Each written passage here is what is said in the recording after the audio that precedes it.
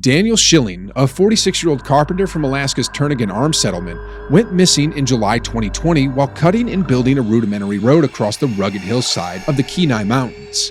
His disappearance is thought to have been caused by a bear assault. This is the story of Daniel Schilling's horrific assault.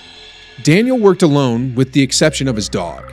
His ideal workplace was the rocky, rugged landscape of Alaska's highlands. He returned to his cabin as a base and started out on foot each day to work on the path. The cabin was a few kilometers from a paved road that linked Hopetown to the Seward Highway. The lovely location was about 25 miles southeast of Anchorage.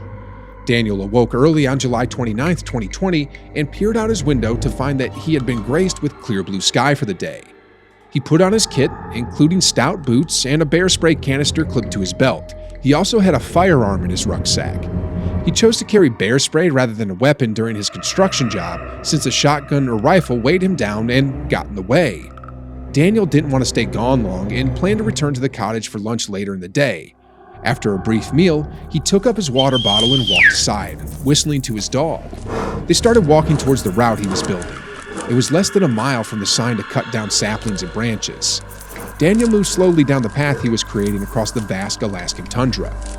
As Daniel worked, his dog casually sniffed around the surrounding woods and went around the area. Daniel halted for a rest as lunchtime loomed, wiping perspiration off his forehead and sipping from his water bottle, when all of a sudden, a brown bear charged through the bushes. Daniel hardly had time to respond.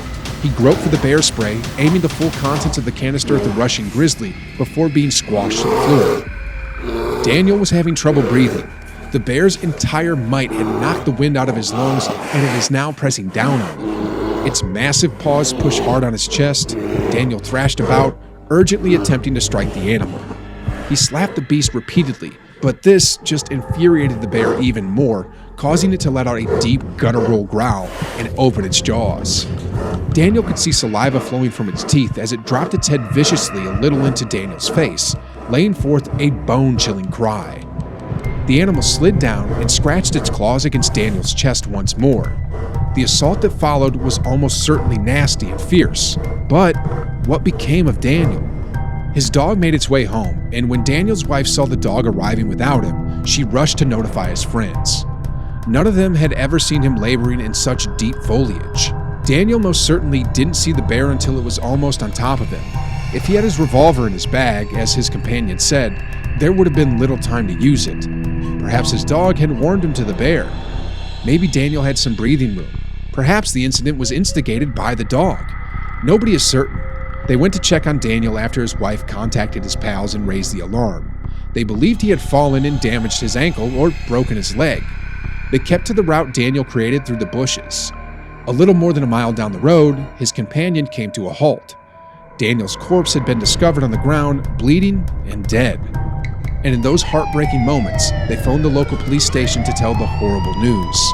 Daniel's wife and friends were in complete shock that he had died. He was such a seasoned outdoorsman that they knew his knowledge and hunting ability had served him well over the years. But now, their worlds had collided.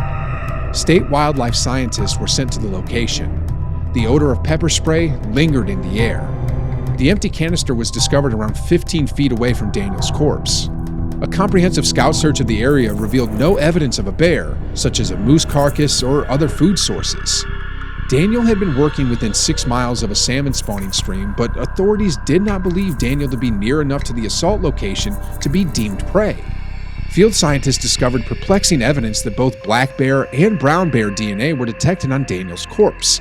It is typical for both bears to tolerate each other, and black bears often give the bigger grizzlies a wide berth. However, since both were present at the assault location, researchers assumed they attacked Daniel simultaneously, a sort of bear collaboration. This, however, is quite improbable. Bears are mostly solitary creatures. They do not hunt in couples or groups, and subspecies are never socially mixed. Brown bears have even been seen killing black bears. So what precisely happened to Daniel? The most probable scenario is that he unintentionally agitated a huge female brown bear who attacked him. She wasn't really preying on him, but she was frightened and felt threatened. By fighting the invader, she was removing this danger from her domain. Bears often cover up the scene to protect it from other predators and scavengers, in order to come back to it later. There was no sign of Daniel's corpse being partly buried or concealed, nor was there any vegetation. Bear spray may irritate the eyes and nose when it comes in contact with them, but it can also attract bears. In this scenario, a black bear was presumably drawn to the corpse by the fragrance of the spray or by the new death. This would account for the occurrence of a bear subspecies at the location. The reason was that the bear spray was effective during the first assault. The Alaska Department of Fish and Game in charge of the investigation stated Daniel's death was alleged to be caused by defective brakes of the bear spray. Some cans made between March and August of that year were suspected to be faulty.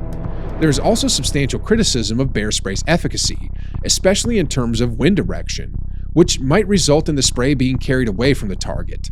A flyover of the region where Daniel was murdered the next day discovered 2 black bears and 1 brown bear within several kilometers of his position. Many additional bears were most likely in the area, but they were not noticed by authorities. The DNA evidence gathered from swabs taken from Daniel's body and clothes referred to 2 female bears.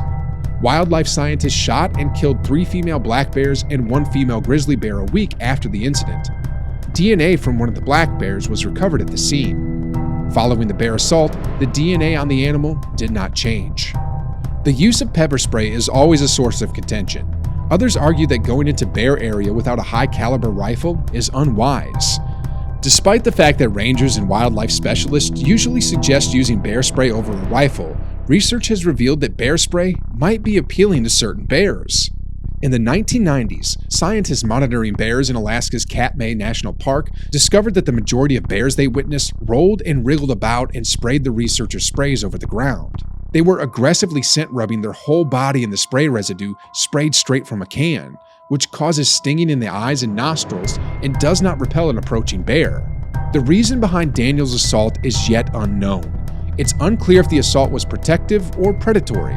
What has been proven is that he was murdered by a female brown bear who is infamous for blaming anybody who comes between her and her cubs, frequently resulting in the unfortunate victim's death.